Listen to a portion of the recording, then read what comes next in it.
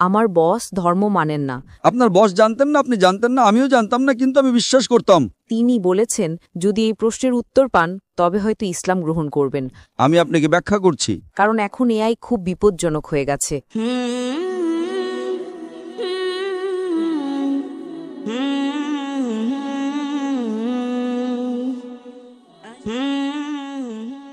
আমার নাম নিসা। আমি আরবি এবং কোরিয়ান ভাষার অনুবাদক। আমি ডক্টর জাকির নায়েককে একটি প্রশ্ন করতে চাই। আমার বস ধর্ম মানেন না, কিন্তু তিনি কিছু প্রশ্নগুলো আমাকে করেছেন।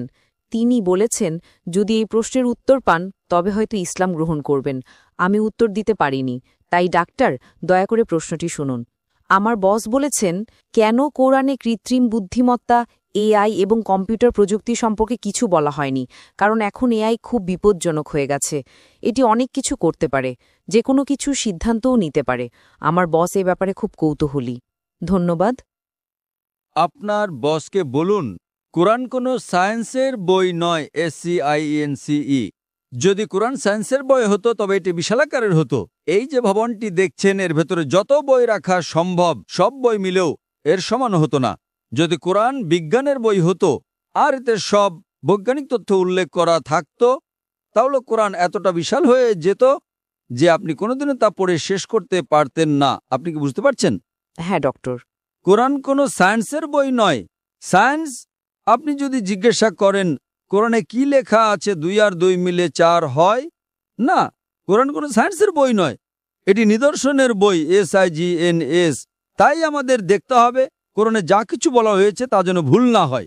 যদি আপনি মনে করেন যে কোরআনের সব কিছুই উল্লেখ থাকা উচিত, তাহলে ভাবুন তো বিজ্ঞানে কত হাজার হাজার PhD আছে, doctor, engineer, heart specialist, brain specialist. এই সব কিছু যদি কোরআনে লেখা হতো আর আপনি তা পড়া শুরু করতেন তাহলে আপনার পুরো জীবনেও তা শেষ করতে পারতেন না।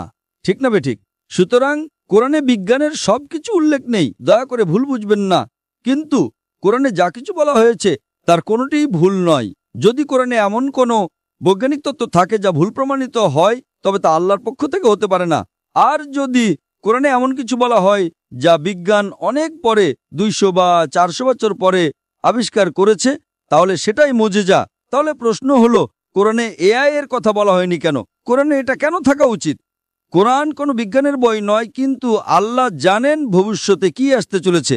আমি আপনাকে ব্যাখ্যা করছি। 1 নম্বর, মানুষ আমাকে প্রায় জিজ্ঞাসা করত যে ইসলামী শরিয়া অনুযায়ী যদি আপনার কাছে ভিডিও রেকর্ডিং থাকে, যদি কোনো ভিডিও রেকর্ডিং থাকে যে কেউ চুরি করেছে, ইসলাম অনুযায়ী সেটা প্রমাণ নয়, এটাকে প্রাথমিক প্রমাণ হিসেবে ধরা হয় না, এটা দ্বিতীয় প্রমাণ। 10 বছর বা 20 বছর আগে যে কোনো সাধারণ আদালতে যদি আপনি CCTV ফুটেজ দেখাতেন আর তাতে চোর ধরা পড়ত যে কেউ চুরি করছে, সেটাই যথেষ্ট ছিল। কিন্তু ইসলামে তা নয়। ইসলামে চোখের সাক্ষী প্রয়োজন। তখন মানুষ অবাক হয়ে বলতো এটা কেমন ধর্ম? কোনটা বেশি নির্ভরযোগ্য, প্রত্যক্ষদর্শী নাকি ভিডিও রেকর্ডিং? কোনটা ভালো, ভিডিও রেকর্ডিং ঠিক না ভুল? আপনার বসকে জিজ্ঞাসা করুন। সুতরাং 20 বছর আগে যদি আপনার কাছে ভিডিও রেকর্ডিং থাকতো তবে তা ইসলামের চেয়ে সুবিধাজনক না। প্রত্যক্ষদর্শী হলো প্রাথমিক প্রমাণ, ভিডিও রেকর্ডিং গ্রহণযোগ্য ছিল না।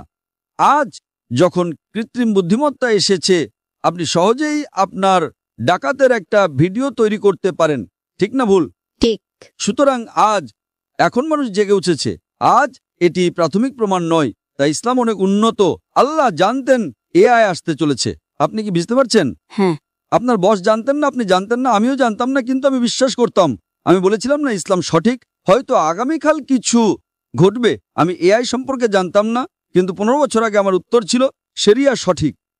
আমরা জানি না আগামীকাল এমন কিছু ঘটবে যে ভিডিও রেকর্ডিং যথেষ্ট প্রমাণ হবে না। এটাই ছিল আমার উত্তর, এবং আজ আমার উত্তর সঠিক।